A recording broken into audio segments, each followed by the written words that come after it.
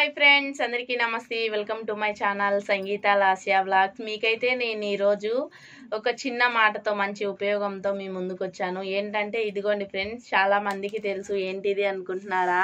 చింతపండుని కొంతమందికి చింతపండు మామూలుగా తీసుకుంటారు కదా, వాటిలో గింజలు ఉంటాయి చాలా వరకు. అయితే మా పక్క అయితే మేము ఏంటంటే చింతపండుని అలాగే తీసుకొని విత్తులతో కూడా దాన్ని కొట్టుకొని గింజలు అయితే మేము ఎప్పుడూ పారాయమన్నమాట. వీటి వల్ల మీకు ఉపయోగాలు చెప్తాను, వీడియోని అయితే స్కిప్ చేయబాకండి. మోకాళ్ళ నొప్పులకి చాలా మంచిది, మోకాళ్ళ నొప్పులకైతే.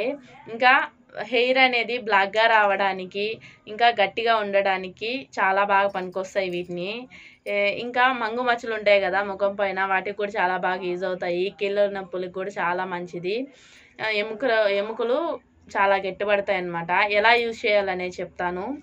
కీళ్ళ నొప్పులకైతే ఫస్ట్ వీటిని దోరగా వేయించుకునేయాలన్నమాట. ఇదిగోండి, దోరగా వేయించుకునేస్తే తాట తీసేసామంటే ఈ విధంగా వస్తాయి తెల్లగా. మరీ మార్చకూడదు, మాడిపోతాయి. మళ్ళీ చూసుకొని జాగ్రత్తగా కాల్చుకోవాలి. చాలా వరకు కాల్చలేరు, మేమైతే కాల్చుకొని తింటామన్నమాట. నైట్ పూట నానబెట్టేసి మార్నింగ్ అయితే తినాలి. పరిగడుపున తిన్నామంటే ఈ కాళ్ళ మధ్య, రెండు కాళ్ళ మధ్య అయితే. ఇంకా మంగు మచ్చలకు వచ్చేసి వీటిని పొడి చేసుకొని ఆ పౌడర్ని కొద్దిగా తేనె వేసుకొని ఎక్కడైతే ఉందో మంగు వాటి దగ్గర పూసామంటే రోజు రిజల్ట్ అనేది చాలా బాగుంటుంది. తర్వాత వీటిని పొడి చేసుకుని అలా అయినా చేయొచ్చు, లేకపోతే వీటిని పొడి చేసుకుని తేనె ఒక రవ్వ కలుపుకొని నీళ్ళల్లో, మంచి నీళ్ళలో కలుపుకొని తాగొచ్చు. అలా అయినా తాగొచ్చు. లేదంటే మార్నింగ్ అయినా నైట్ అన్నా, 2 పూట్ల అనమాట. రోజుకి వేడి నీళ్ళు కాంచుకొని దాంట్లో కొద్దిగా తేనె వేసుకొని ఈ పొడి ఒక స్పూన్ వేసుకొని అయితే చింతగింజల పొడి తాగొచ్చు అనమాట. అలా కూడా చేయొచ్చు.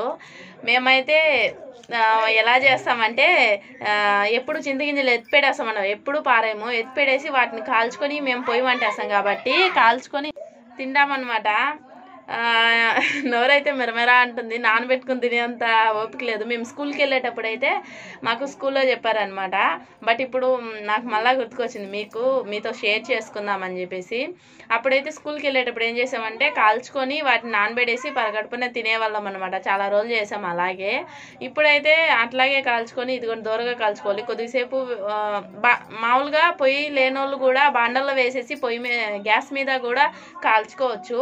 అలా లేదంటే నేను చెప్పిన విధంగా నీళ్ళలో వేసుకొని, మంచి నీళ్ళన్నా వేడి నీళ్ళన్నా వేసుకొని తినచ్చు. పౌడర్ చేసుకొని ఫేస్కి పూసుకోవచ్చు. చాలా ఉపయోగాలు ఉన్నాయి కదా. చాలా మంది పారేస్తారు.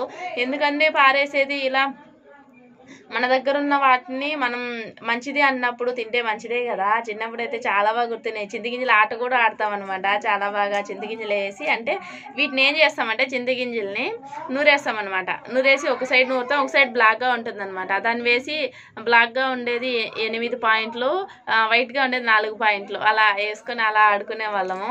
ఇంకా మేకప్లు ఆటలో కూడా పెట్టుకుంటాం అనమాట.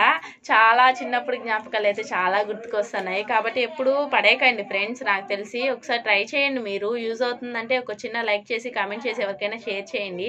మన ఛానల్ని ఇంకా ఏమైనా సబ్స్క్రైబ్ చేసుకోకుండా ఉంటే సబ్స్క్రైబ్ చేసుకోండి. యూజ్ అయిందంటే ఎవరికైనా షేర్ చేయండి. మళ్ళీ మంచి వీడియోతో కలుద్దాం friends. Bye, see you, Tata.